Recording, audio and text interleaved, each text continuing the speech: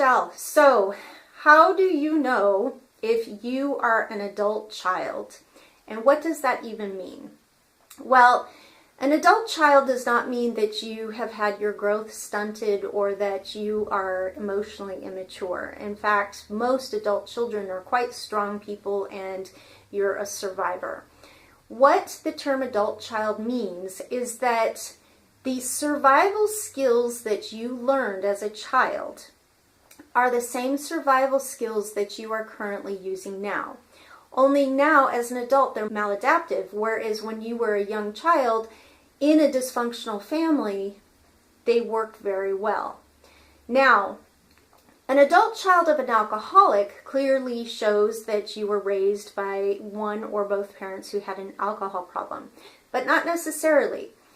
If your grandparents had an alcohol problem, then that can qualify you as an adult child of an adult child. So it is a generational process that basically the disease of adult children, the dysfunction is that you were always trying to fix your family. You were always trying to get your family to be the loving family that they weren't. Now, there are other types of dysfunctional homes that can qualify you to be an adult child. One such dysfunctional home is an overly strict religious upbringing where it was very shaming and very critical and very abandoning. Another one is if you had a mentally ill parent, maybe schizophrenia or bipolar or some other kind of mental disease that they were regularly on medications for, and these medications really altered their moods, and you never knew from day to day whether they'd be available. Maybe you were neglected, maybe they raged at you. Another qualifying characteristic was a strictly militaristic home where it was very scary, very strict. There was no play.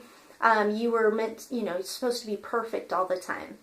So some of the traits of these different homes, what they all have in common is that the child was either neglected, abandoned, abused, highly perfectionistic home where there was black and white, where it was a very unsafe, unnurturing place to be.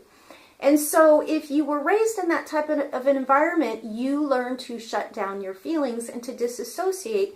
You also learn to be a people pleaser because nothing you could ever do could get your parents to love you. And so you learn to become all things to everyone and you lost your identity in the process. This is incredibly painful, and as a result, many adult children grow up and become either super responsible or super irresponsible. Now, the super responsible ones are often like the perfect employees. In fact, they can often become workaholics because this is a form of people pleasing, and they end up neglecting themselves in the process to the point of creating health conditions, and they shut down their feelings regularly.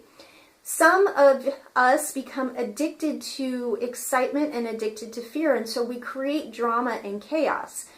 What this does, this is a distraction technique so that we can avoid facing our pain and our emptiness and our loneliness because we're constantly focused on the drama. And we're so used to drama and chaos that we get nervous when things are calm. That's not a norm for us. We oftentimes really fear authority figures and we fear intimacy. We put on these false selves. And so it's really hard for us to be honest because we fear other people's rejection or anger or disapproval. So there's a lot of codependent behaviors for somebody who's an adult child, and they can often have their own addictions to calm down all of these really painful thoughts. And so adult children themselves can become alcoholics, adult children can become drug addicts, adult children can also get a whole host of mental issues as well as eating disorders. And so somebody asked me whether or not I believed emotional eating was real, because there's some that have said that they don't believe that that's the case, that it's strictly from eating processed foods. And while processed foods, because alcohol and drugs are basically processed, can in fact set you up for hypoglycemia, post-traumatic stress disorder and the adrenal flooding the body, the fight or flight response, and all of these memories that are triggered that flood the body with, adrenal hormones, which then raise the blood sugar, raise the cortisol levels, raise the insulin levels. They themselves can create hypoglycemia.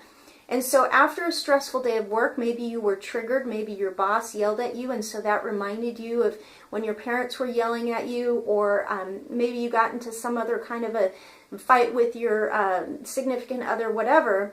That can trigger an emotional eating situation because you have low blood sugar. So you dive into some white flour, some pastry, some sugar, that type of thing, and then it raises really quickly, then you get a crash, and then you get that numb. Okay, so that's how you are setting yourself up for these types of things when you eat a high sugar diet. So you need to address both.